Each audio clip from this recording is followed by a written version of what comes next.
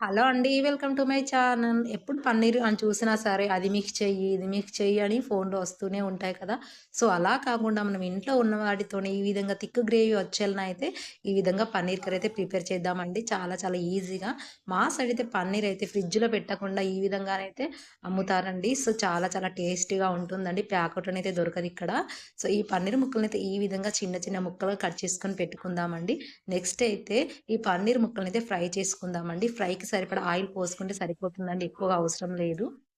ఈ పన్నీర్ ముక్కలనైతే నెమ్మదిగా వేసుకొని స్పూన్‌తో వేసుకున్న తర్వాత నెక్స్ట్ మళ్ళీ స్పూన్‌తో ఫ్రై చేయకూడదండి. జస్ట్ ప్యాన్‌ని ఇలా తిప్పామంటే చక్కగా ఫ్రై ఫ్రై అయిపోతాయన్నమాట. ఎందుకంటే వీటిని స్పూన్ పెట్టామంటే మొత్తం చితికిపోతాయన్నట్టు. ఎందుకంటే ఫ్రిడ్జ్‌లో స్టోర్ చేయరు ఇక్కడ వాళ్ళు.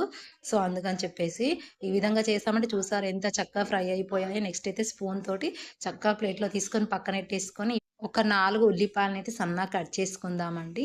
అలాగే నెక్స్ట్ ఒక 3 టమాటాలనైతే చక్కగా కట్ చేసుకొని వీటిని మాత్రమే మిక్సీ పడదామండి. వీటిని ఫ్రై అలాంటిది ఏం అవసరం లేదు. జస్ట్ మిక్సీ పట్టుకొని పక్కన పెట్టేసుకుందాం. నెక్స్ట్ అయితే అదే ఆయిల్‌లో చక్కగా ఉల్లిపాయలైతే వేసుకొని చక్కగా ఫ్రై చేసుకోవాలన్నమాట. మనకు గ్రేవీ కావాలంటే జస్ట్ ఫ్రై చేస్తూనే ఉండాలండి.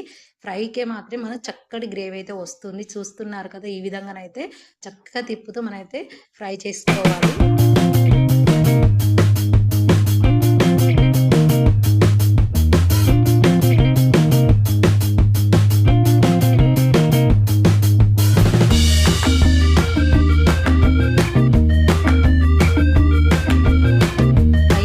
నెక్స్ట్ అయితే చక్కగా ఒక స్పూన్ అల్లం వెల్లుల్లి పేస్ట్ అయితే వేసుకుందామండి. అల్లం వెల్లుల్లి పేస్ట్ అండ్ ఉల్లిపాయలు చక్కగా ఫ్రై అవ్వాలి. చూస్తున్నారుగా ఈ విధంగానైతే ఫ్రై అవ్వాలండి. నెక్స్ట్ అయితే ఒక గుప్పడన్ని పుదీనానైతే వేసుకోవాలండి. పుదీనాకులు వేసుకుంటే చాలా చాలా టేస్టీగా ఉంటుందండి కర్రీ. చక్కగా పుదీనా వేసుకొని పుదీనాను కూడా ఈ విధంగానైతే చక్కగా ఫ్రై చేసుకోవాలన్నమాట. చూస్తున్నారా ఇందులో ఎలాంటి మసాలాలైతే నేను ఎయ్యలేదండి. ఎందుకంటే మసాలా ఇవాళ రేపు ఎవరికీ పడడం లేదు గదా! సో, ఈ విధంగా సింపుల్‌గానైతే మనం చేసుకున్నామంటే చాలా చాలా హెల్తీగా కూడా ఉంటుందండి. నెక్స్ట్ అయితే ఒక 1 ½ స్పూన్ కారం అయితే వేస్తున్నానండి. కారం వేసిన వెంటనే ఒక పావు గ్లాస్ నీళ్ళైతే పోసానండి. చక్కగా గ్రేవీ అయితే వస్తుంది.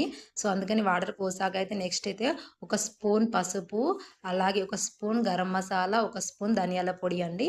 ఈ విధంగా ఈ 3 ఇప్పుడే వేసి ఇంకొక పావు గ్లాస్ వాటర్ అయితే పోసానండి. ఇలా కలుపుతూ ఉంటే మనకైతే మళ్ళీ చక్కగా థిక్ గ్రేవీ వస్తుందన్నమాట. చూస్తున్నారు కదా! నెక్స్ట్ అయితే ఒక స్పూన్ ఉప్పు కూడా వేసానండి. చక్కగా అన్నిటిని కలుపుకున్న తర్వాత ఒక కప్పు పెరుగైతే వేసానండి.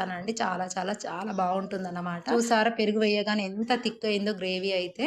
ఈ విధంగా పెరుగు వేసాక మొత్తం పెరుగు చక్కగా కలుపుకోవాలన్నమాట. నెక్స్ట్ అయితే మనం ఇందాక మిక్సీ పట్టుకున్న టమాటా ప్యూరీని అందులో వేసుకొని పచ్చివాసన పోయే వరకు ఫ్రై చేయాలండి. 10 నిమిషాలైతే పడుతుంది. నెక్స్ట్ అయితే ఒక కప్పు వాటర్ అయితే పోసుకున్నానండి. పోసుకున్న వెంటనే ఈ విధంగా పన్నీర్ ముక్కలైతే వేసుకుంటున్నానండి. చూస్తున్నారుగా పన్నీర్ ముక్కలు వేసుకున్న తర్వాత అయితే చక్కగా మూత పెట్టుకొని మనం ఒక 10 నిమిషాలు మగ్గించుకొని తీసి చూస్తే చూస్తున్నారుగా మన కర్రీ అయితే ఎంత చక్కగా రెడీ అయిపోయిందో. బాగా గ్రేవీలా కాకుండా ఈ విధంగానైతే ఎంత బాగా వచ్చిందో. నాకైతే చాలా చాలా నచ్చిందనమాట. ఈ విధంగానైతే ఈసారి ట్రై చేసి చూడండి. చాలా చాలా టేస్టీగా ఉంటుంది. ఇది బగారా రైస్‌లో కానివ్వండి, పూరీలో కానివ్వండి, చపాతీలో కానివ్వండి చాలా టేస్టీగా ఉంటుంది. ఈసారి మసాలాలు ఏవి లేకుండా ఈ విధంగా సింపుల్‌గా ట్రై చేసి ఎలా వచ్చిందో నాకు కామెంట్ చేసి చెప్పండి. అలాగే వీడియోకి ఒక లైక్ ఇవ్వండి. ఉంటానండి. బాయ్.